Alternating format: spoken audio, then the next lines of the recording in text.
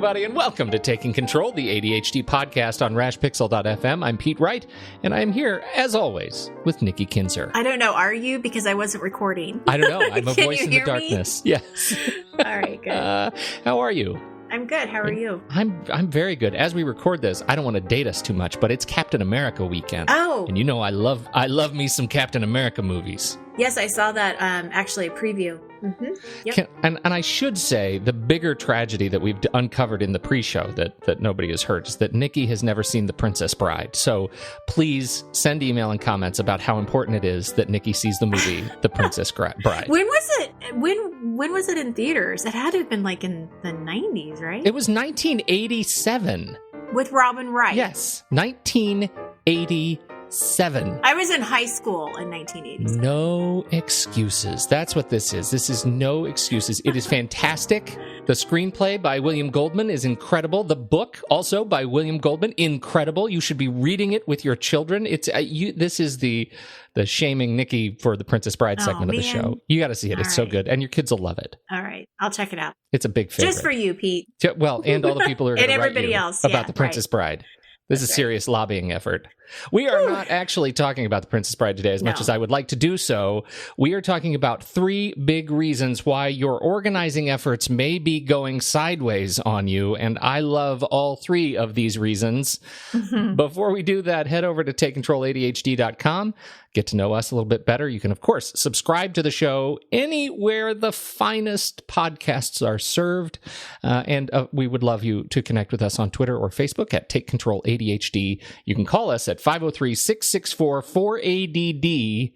Now, there was some confusion about that. What are the numbers for ADD? I'm going to tell you what this is. 4ADD. Oh, I thought you were going to talk about the confusion way back when I was doing 664. No, this is not on you. No, we've passed that segment of shame. Okay, all right, good. 4, 2, 3, 3. That's what you would be dialing if you were dialing on a phone. 4233. So 503-664-4233 and get your voice, your thoughts, your questions on the show. And speaking of questions, we want to hear them. We want to know what they are. That's right. Yeah. So please call us or send us an email. You can send me an email directly to Nikki at TakeControlADHD.com for an upcoming show where we will be answering questions, as well as I think throwing in some comments from people too of things that are working for them. I've had a couple of emails come through of different things that people have tried and, want to share with you guys. So we want to hear those too. Absolutely. And I also have some technology updates from the tech episode we did recently. So we've got a lot of things coming up in that final episode. We just want to put them all together. It's the catch-all, the cornucopia of questions. So please write in. Okay, so we're talking about 3 reasons. The big 3, as I like to say, the first 3 reasons why my organizing efforts are not working. So true? In spite of my good intentions, tell me, why am I going sideways, Nikki? Well, that's it, right? I mean, we do go into working on our projects with our best intentions. I mean, we know what we want to happen or have happen, but we don't get what we want. They're just not always the same thing. And of course, I'm preaching to the choir here. This is extremely frustrating. Mm-hmm. And in my experience, I have seen 3 reasons. And like you said, it's kind of the first 3 reasons that come up periodically. But the first one, I think people will relate to, because what happens is we react instead of plan. This is absolutely my MO. Isn't it? If things go wrong, it's because of number 1. Well, and it's so true. And I think it's so common for so many people, because what's happening is you're in a crisis. You're in the middle of a crisis, right? You can't find what you need. You're late. You're frustrated because you don't have the time to find it. So you're just going to go out and buy something that you already know you have. So you're just already mad at the world. I mean, there's all these things that can happen. And, it's these consequences of not being organized where we just immediately want to react. Yeah. So, we start sorting and we start organizing and we don't have a plan and there's no clear intention of really what you're doing. And I mean, it's chaos, right? Yeah. Well, and that's because, there's a dopamine rush too to being reactive. It feels initially enormously satisfying. Right. Like you're doing something really good. Yeah. Look at how good I am. I see my closet. It's a disaster. And so I'm going to go ahead and take it on right now in all of its glory. Right. And then you start pulling everything out. And then what happens? No, it's all out. Now everything's all out. I have an empty closet and I have no idea what my point was. Well, no idea. And get this, the phone rings. Oh, So yeah. you get distracted and you go answer your phone, or you get distracted now because you know, the email little buzzer went off. Yeah. You have new mail. I don't even know if that exists anymore. Remember AOL? AOL, you've got mail. You've got mail. Does that still happen? I don't think so. I don't know though. I don't. Yeah. Anyways, okay. See, I just got distracted by Yeah, thinking that's about right. that. And so it starts there, and eventually, 6 weeks later, you're still in a mess, and you decide, instead of clean this up, I'm just going to move. I'm going to sell the house, or I'm just going to throw everything back in throw it there, away. and I'm going to be upset with myself because here it again was another project that I didn't finish. And that are those are words that people say to themselves all the time. It's like, okay, well, there it is. I failed again. And it's so sad because it doesn't have to be that way. There is a solution to this, because when we actually approach a space with a plan, then our chances of follow through actually increase dramatically. And we can kind of eliminate all of that frustration and all of that crazy shame that we feel by really just having a plan. And I think, for me at least, the thing that always trips me up is I think that planning is going to take too long. Oh, and it doesn't have to. Okay. It doesn't have to, because really what I want when I say plan, it's really just about being more mindful about your intentions and planning out like the space that you're going to organize. So you use the example of the closet, right? You're frustrated with the closet. And so instead of just jumping right in and taking everything out and then getting distracted, like we talked about, and then being able to you come back to it and realize you don't have time to do this. Yeah, you throw right. everything back in, right? I mean, we know what all the consequences are. But if you can actually not organize on a whim and really be more mindful about it and plan for it and schedule an afternoon on Saturday to just work on your closet. And maybe it doesn't mean that you take everything out. Maybe it just means that you take a section of it, right? We always talk about, starting small, but just really being more mindful about what you want in this area and when you're going to work on it can make a huge difference, because really when you're planning for it, then your chances of following through are going to be a lot more likely than if you're just doing it on a whim. Right. The planning prevents the biting off more than you can chew syndrome. Well, and it also, I think, mentally you're in a better state of mind because you're not in crisis mode. Mm-hmm. You're not, in that panic of, I've got to get this done. You're kind of your mindset is, I want to do this because I know it's going to make a difference, but I'm not panicked about not finding something right now. Yeah. So there's kind of a shift there that just makes it a little easier to approach. So the error number 2, or reason number 2 that my organizing goes awry is also related to time. Well, it is. It's dismissing the fact that getting organized does take time. So I think that for some people, they're surprised at how long it can actually take to organize certain spaces. Now, organizing a small closet isn't going to take you as long as, trying to tackle your garage. But, and I always tell people to kind of double the time that you think it's going to take. So if you think it's going to only take an hour, it's probably going to take 2 or 3. So, right. I think that part of it is just dismissing the fact that you do have to be committed to the project. And that it's an ongoing thing that's happening here. This is a journey. It's not just a one-time event. Mm-hmm. And I think that if you're looking at it that way, you're not going to be quite as frustrated, if that makes sense. It does. And it's interesting. It's a little bit counterintuitive at first, spinning off of that first error, that we just start without a plan because we think planning will take too much time. But in fact, if you're doing it right, then organizing will take time, but less time than if you just throw yourself into it. Right. Good point. Yeah, absolutely. Well, and I think that it's a matter of just doing it over a period of time. So it's not something that just has to be done in a weekend. It's something that's done over the course of time in small chunks so that you're not overwhelmed. And then eventually you will get to the place where you want to be. I think that it's easy when we look at this title, we're saying 3 reasons why your organizing efforts aren't working. Well, when you look at that, you may feel like they're not working because it's not happening fast enough.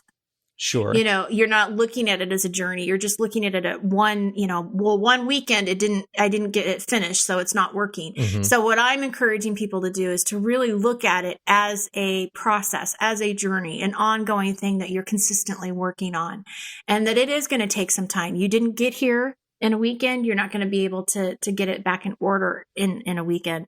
And we're also not looking for perfection, right? I mean, we talked about that last week. We're not looking for it to be a magazine cover. So we've got to always kind of keep that in mind as well. So finally, the last one is the idea of tackling a giant organizing process or project on your own. Well, and I think this is really specific for people who have ADHD. I think that organizing is hard for a lot of people regardless, but it can be really difficult for someone with ADHD.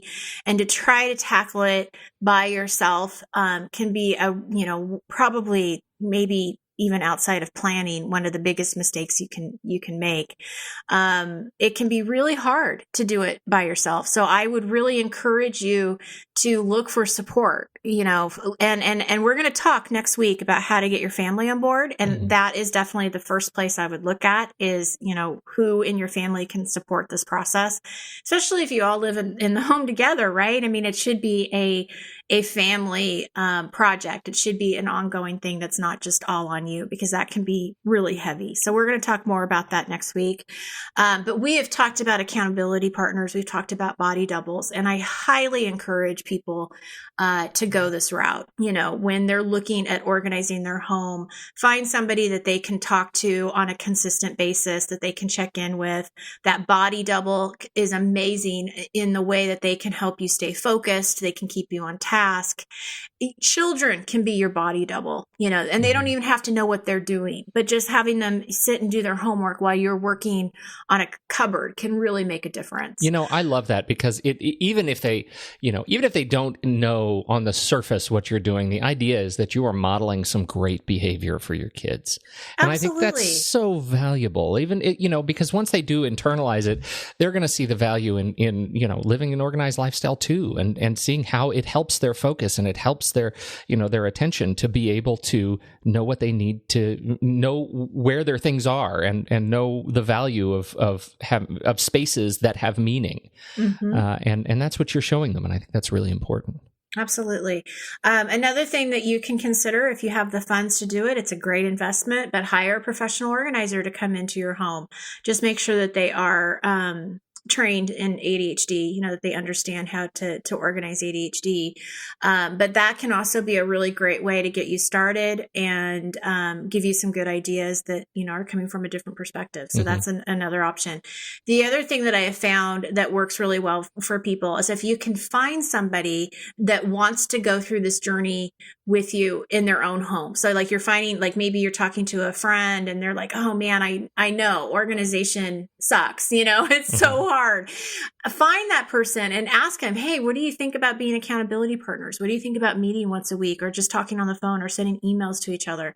That's a really great way, I think, of getting support from somebody. So you're not necessarily feeling like you're doing it by yourself, but it's a great way of getting support from somebody in a non-judgment type of way. Yeah. They're not judging you because they're going through the same thing. And so you may feel a little bit more free to tell them really what's going on.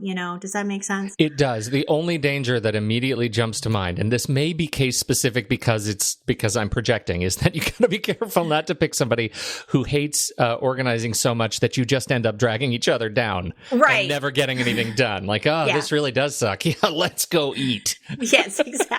Yeah, let's Let's be supportive. Be careful of the person that you pick, because and you also don't want to pick somebody who's just going to do it for you. I was tempted to say, don't ask your mother, only because, again, I might be projecting.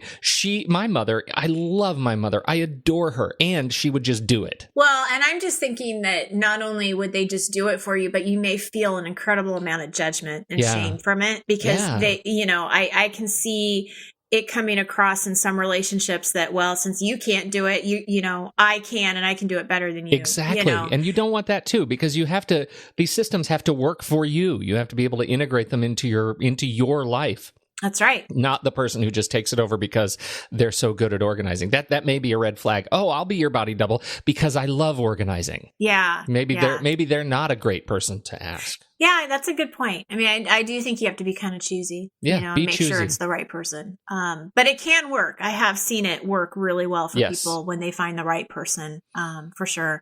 The other last resource that I want to talk to people about, and it's it's coming. It's coming. It's this training program that I've got going, that I'm going to be launching in hopefully just the next couple of weeks. And it can also be a great resource for people because inside the course, you can actually ask questions along the way. So not only are you getting support from my team, but also from others who are going through the course. And so I believe that this feature alone can really be huge for a lot of people, just feeling like you're not doing it by yourself, because I think that's the key. So really, in summary, I mean, that's what I kind of want to say is that if you have a plan, it's going to take some time, and you don't go into this alone, then you really have a great opportunity here to get organized and to see some great change in your life. Because as we all know, organization affects everything. It affects everything. And it is possible. It is. It is. I'm like the cheerleader. You are. Yay! You're the best I have cheerleader. like pom-poms. You are the best cheerleader. You can do it. It is great. And, just this opportunity to ask questions, take the opportunity right now, because we are collecting questions for our end of series show. Yes. And so you can let us know. Find us on Twitter or Facebook at Take Control ADHD. Call us 503-664-4ADD, 664-4233. And you can email Nikki at TakeControlADHD. And ask your question, and we will anonymize it unless you tell us we can use your name. So don't worry if you feel like you don't want your question on the show, because we're going to out you as somebody who has questions. There are no dumb questions. We just want to help. So let us know. Let us know. We want to hear from you. I think that's it. Oh, go see Princess Bride. Happy Captain America weekend. And that's all the movie news from Pete. There you go. Thanks, everybody, for downloading and listening. On behalf of Nikki Kinzer, I'm Pete Wright, and we'll catch you next week on Taking Control, the ADHD podcast.